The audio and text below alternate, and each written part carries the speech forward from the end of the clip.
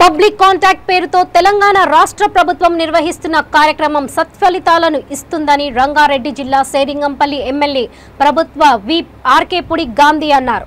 Vivekananda Nagar division పరిధిలోని 15 శాఖల అధికారులతో సమావేశాన్ని నిర్వహించారు. స్థానిక కాలనీ వాసులు లేవనెత్తిన సమస్యలను వెంటనే పరిష్కరించాలని అధికారులకు ఆదేశాలు జారీ చేశారు. 90% సమస్యలను సమావేశంలోనే పరిష్కరిస్తున్నామని అన్నారు. రెవెన్యూతో కూడుకున్న పనులకు వెంటనే నిధులను విడుదల చేసి పూర్తి చేస్తామని హామీ ఇచ్చారు. రాష్ట్ర ప్రభుత్వం క్షేత్రస్థాయిలో సమస్యలను పరిష్కరించే దిశగానే ఈ కార్యక్రమాలను నిర్వహిస్తుందని వెల్లడించారు.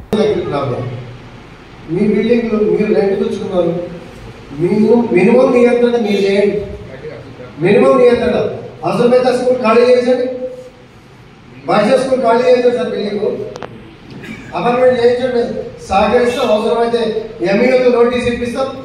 ఆయన రెంట్ల కోసం చదువులు మన పిల్లలే ఎక్కడైనా చదివించుకుంటాం. వేల మంది ఎందుకు సఫర్ కావాలి? రోడ్ల మీద వేల మంది ఎందుకు నిలబడాలా? మనం కూడా కొంత జెన్యునిటీ ఆలోచించాల్సిన అవసరం ఉంది. కాంప్లికేటెడ్ పాయింట్ లేదు చోట పెట్టుకోవాలి.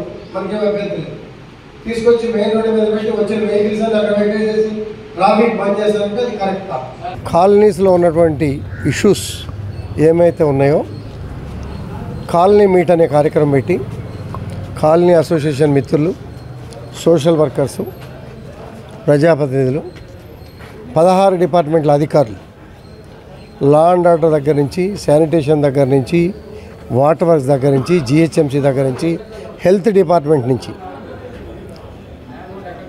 దోమలు, కుక్కలతో సహా, అలాగే నాలాల విషయంలో, డ్రైనేజ్ పొంగిపొరుతున్నటువంటి ప్రాంతాలు, అలాగే వాటర్ ఎక్కడన్నా పొల్యూట్ అవుతూ ఉందా అనే వాటి మీద కాలనీ అసోసియేషన్స్తో మాట్లాడి వాళ్ళ సమస్యలన్నీ పరిష్కరించే రీతిలో అసోసియేషన్ మీటింగ్ పెట్టడం జరిగింది. ఒక స్ట్రీట్ లైట్ల మీద కొన్ని ఇష్యూస్, డాగ్స్ మీద నిబంధనలు, కోర్టు నిబంధనలు ఏ రకంగా ఉన్నాయి, హైకోర్టు, సుప్రీంకోర్టు నిబంధనలు ఏ రకంగా ఉన్నాయి, ఏ రకంగా చేయొచ్చు, ఏ రకంగా ఇబ్బందుల నుంచి అధిగమించవచ్చు అనే వాటి మీద కూడా డీటెయిల్డ్గా మాట్లాడాం. Traffic issues, law and order issues, town planning issues అన్నీ కూడా అందరు అధికారులు కూడా కూర్చున్నారు. ప్రజాప్రతినిధులు, అసోసియేషన్లు కూర్చున్నాయి. వారి సమస్యలు చెప్పారు. షార్ట్ లిస్ట్లో వితిన్ 10 డేస్లో ఈ ఇష్యూస్ అన్నీ కూడా పరిష్కరించి, మేజర్ ఇష్యూసే ఉన్నాయి.